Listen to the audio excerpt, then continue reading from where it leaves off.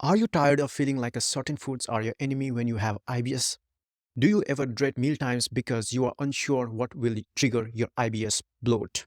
I'm Bimal, founder of Gutsphere, and today we are tackling a huge piece of the IBS puzzle: how to eat your way to less bloat. If you have been following our series, you already know a little about why IBS happens and how to find fast relief. Now, we are going deeper into the foods we eat because, let's face it, the wrong meal can inflate our gut like a balloon, and the right one can calm everything down. Before we dive in, remember, I am not your personal doctor. This is general guidance and should not replace professional medical advice. IBS is individual, so always consult a registered dietitian or healthcare provider for your unique needs. That said, let's get started and lighten that bloated feeling one bite at a time. You might be wondering, why is my gut so sensitive to what I eat? In IBS, certain carbohydrates or ingredients can get over-fermented by your gut bacteria. This fermentation process can produce different types of gases like hydrogen and methane, leading to gas, bloating, and even pain. Plus, if you have visceral hypersensitivity, even tiny amounts of gas can feel overwhelming. The takeaway: diet absolutely matters for many IBS sufferers. But guess what? It's not about cutting out every single thing you love. Instead, it's about figuring out which food specifically trigger your gut. Maybe it's garlic, onion, dairy, or something else.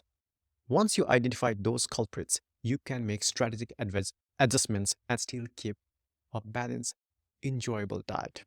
In this segment, we'll look at two structured methods for pinpointing triggers. One, the low FODMAP diet, and two, elimination or challenge protocols, and top it off with mindful eating, so you can reduce bloating without feeling deprived.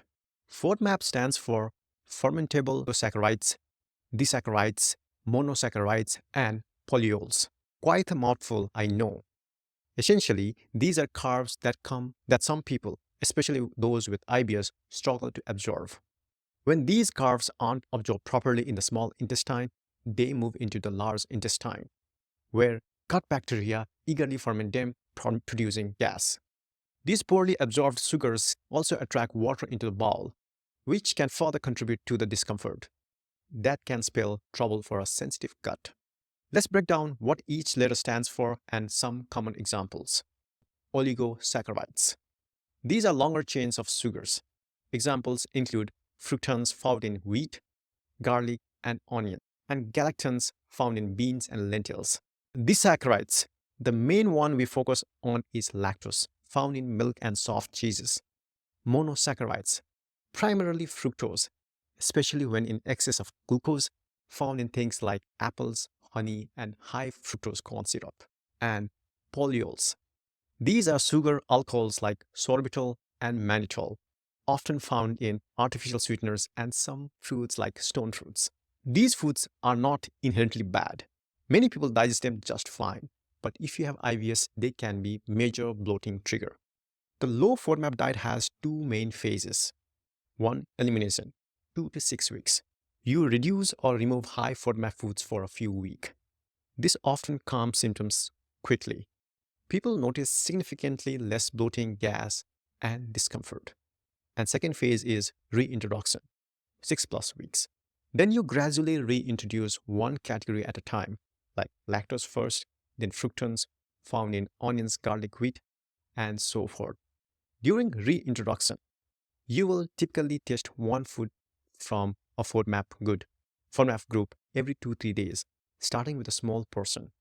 Example, a quarter cup of milk, and gradually increasing the amount each day while carefully monitoring your symptoms. So keep a detailed log of your symptoms, perhaps using the Gutsphere app, to identify your individual tolerance levels. Note any gas, bloating, pain, or changes in bowel habits. The crucial point is, the low FODMAP diet is not meant to be forever. It's a short-term tool for identifying triggers. After the reintroduction, you develop a tailored diet that focuses on foods you can tolerate while limiting those you truly cannot. Because it's quite restrictive at first, Doing low FODMAP diet with registered dietitian is smart idea. They will ensure you don't miss any key nutrients and help you reintroduce foods more systematically and safely. This approach boasts a great track record. Some studies show that 70 to 75% of the IBS patients see improvement. But again, it's all about personalizing the diet once you figure out your specific sensitivities. The low FODMAP diet is just one structured method. Another approach is more general, elimination/challenge protocol, especially if you suspect particular foods like dairy, gluten, soy, eggs, nuts, or even specific food additives are your culprit. So how it works? Elimination from week 2 to 4. Remove the suspected food completely. Example, no dairy. Watch if your bloating, gas, or other IBS symptoms improve. Obviously, keep a detailed record. Again, perhaps using the Gutsphere app to track your progress. The challenge and the reintroduction. Bring back that food in small, controlled amounts and observe your symptoms over a few days. If the bloating returns, that food likely triggers you. If you are fine, maybe it's not the problem. Compared to the low FODMAP, a basic elimination protocol can be simpler, focusing on just 1 or 2 foods at a time. But the principle remains the same. Isolate the cause, confirm it, and then adjust. This technique is especially helpful if you have a strong suspicion about a specific trigger like lactose or gluten, but you are not sure yet. Ever noticed how fast we eat? Sometimes scrolling your phone or what, and then we wonder why we feel bloated. Mindful eating can drastically cut bloating even without changing what you eat. And why? Because when you rush, you swallow more air. Additionally, slower, more thorough chewing can start the digestive process in your mouth, making it easier for your stomach and intestines to break down the food. This can reduce the likelihood of undigested food reaching the large intestine and causing fermentation. That's why key mindful eating tips. Number 1, slow down. Chew thoroughly. Set your utensils down between bites. Resist the urge to rush. And number 2, avoid distractions. Turn off the TV, close your laptop, really taste your meal. This can lead to smaller portions too, if you notice fullness earlier. And number 3, check in with hunger. Are you eating because you are starving or just stressed or bored? Overeating when you are not truly hungry can lead to extra bloating. And also, belly breathing before meals.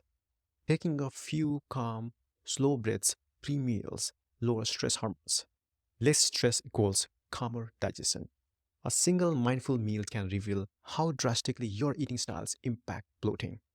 Combine this with the knowledge of trigger foods, and you have a powerful recipe for far less discomfort. Now let's get practical.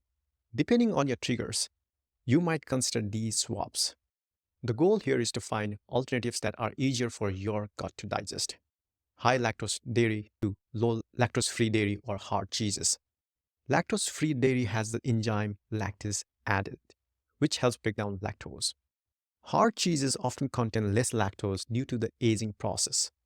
Wheat products to gluten-free or low FODMAP alternatives.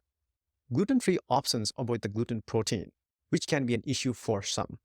Sourdough may be easier to digest for some due to the fermentation process reducing fructans.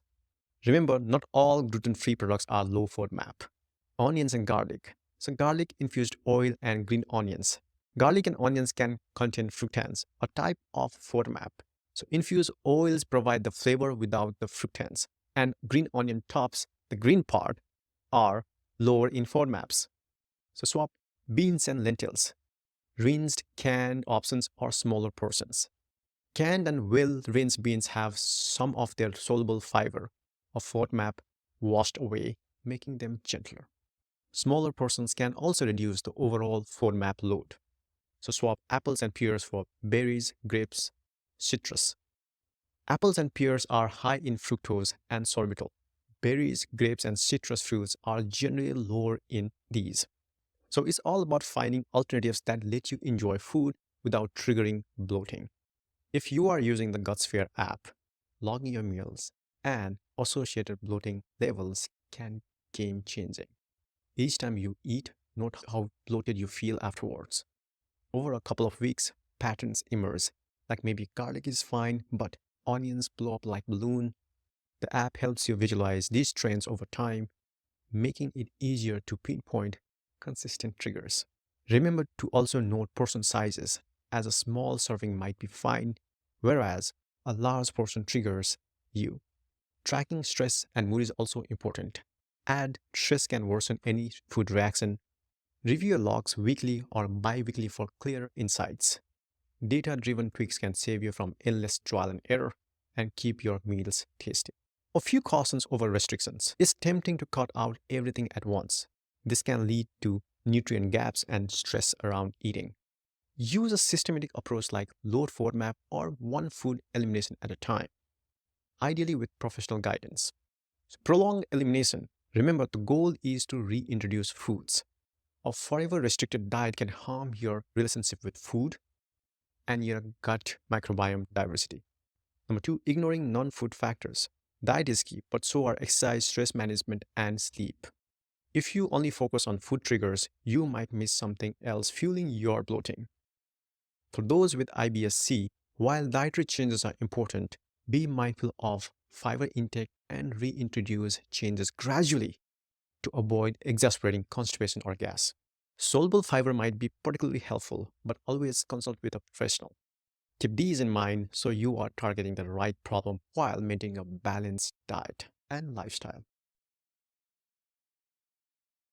You have just taken a big step in learning how to eat your way to less bloat. Whether you choose a formal, low FODMAP diet plan, try an elimination challenge protocol, or just more mindful about your meals, the ultimate goal is the same: less bloating, more comfort, and happier relationship with food. Remember, identify potential triggers through structured approaches. Test them carefully. Reintroduce so you know for sure which ones matter. Stay mindful, chew thoroughly, breathe, and enjoy each bite. If you want more guidance, check out our next episode on psychological approaches to IBS bloating, where we will explore how stress and the gut-brain axis can further impact your symptoms and what to do about it. Until then, keep logging those meals and listening to your body. This is a journey, so be patient with yourself. Thanks for watching, and here is to calmer, happier gut.